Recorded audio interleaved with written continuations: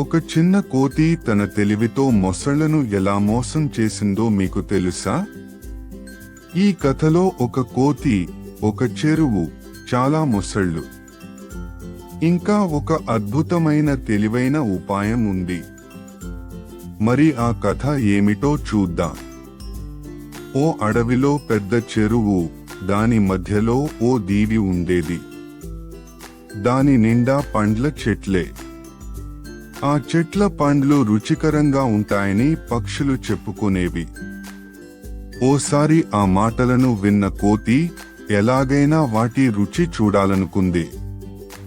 కోతికి ఈత వచ్చినా ఆ చెరువు నిండా మొసళ్లే ఉండటంతో భయపడింది. దాంతో తనకు కొన్ని పండ్లు తెచ్చి ఇవ్వమని పక్షులనే అడిగింది. కాని అవి ఒప్పుకోలేదు. కోతి మాత్రం ఆ పండ్లను రుచి చూడాల్సిందేనని నిర్ణయించుకుంది. కాస్త ఆలోచించిన తర్వాత దానికో ఉపాయం తట్టింది. మర్నాడు ఉదయమే చెరువు దగ్గరకు వెళ్లి మొసళ్లన్నింటినీ పిలిచింది. అప్పుడు కోతి ఇలా చెప్పింది: నా ప్రియమైన మొసళ్ళారా, నేను మృగరాజు కొలువులో ఉంటాను. సింహం పుట్టిన రోజు సందర్భంగా అడవిలోని జంతువులన్నింటికీ విందు ఏర్పాటు చేశాడు. మీ మొసళ్ల సంఖ్య తెలుసుకుందామని నేనిలా వచ్చాను. మీరంతా ఇక్కడి నుంచి ఆ దీవి వరకు వరుసలో నిల్చుంటే నేను లెక్కిస్తాను అని చెప్పింది.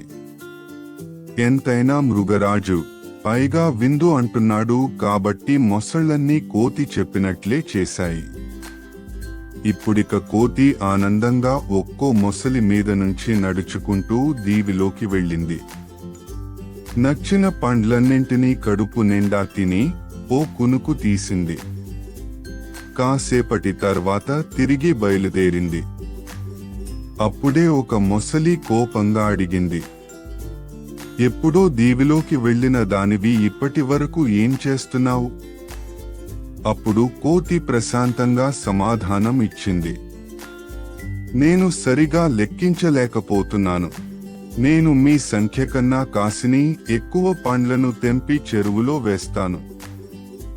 మీరు వాటిని నాతో పాటు ఒడ్డుకు చేర్చండి. నేను వాటిని మృగరాజుకు చూపిస్తాను.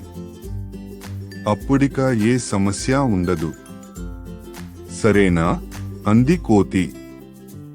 దాని మాటలు నమ్మిన మొసళ్ళు అలాగే చేశాయి. దీవిలో చెట్ల మీద కనీసం ఒక్క కాయ కూడా మిగల్లేదు. తాను కోసుకొచ్చిన పండ్లన్నింటినీ కోతి తన మిత్రులకు పంచిపెట్టింది.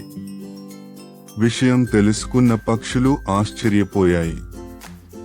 ఆ కోతి అడిగినప్పుడే దానికి కొన్ని పండ్లు తెచ్చి ఇస్తే సరిపోయేది. ఇకపై అలాగే చేద్దాం అని అవి కోతితో ఓ ఒప్పందానికి వచ్చాయి. అప్పటి నుంచి కోతి హాయిగా దీవిలోని పండ్లను తినసాగింది.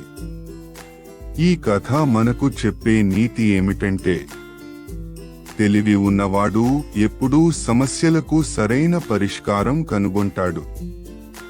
అలాగే ఎవరికైనా సహాయం చేయడానికి అవకాశం ఉన్నప్పుడు చేయాలి. లేదంటే తరువాత పశ్చాత్తాపం తప్పదు.